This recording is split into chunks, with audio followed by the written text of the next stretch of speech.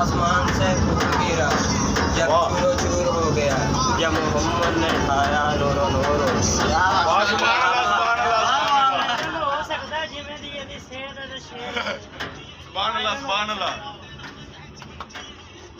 खोर होया वे शेर अली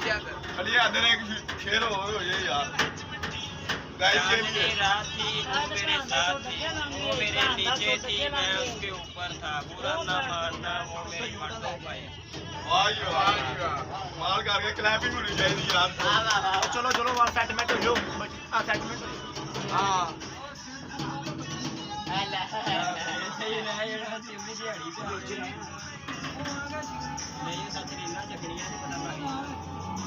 ਚੈੱਕ ਕਰੋ ਘੰਟਾ ਚੱਕ ਦਾ ਕੰਮ ਚੱਲਦਾ ਪਿਆ ਵਾ ਮੌਸਮ ਵੀ ਬੜਾ ਆਲਾ ਵਾ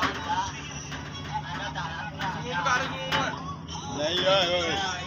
ਮੌਸਮ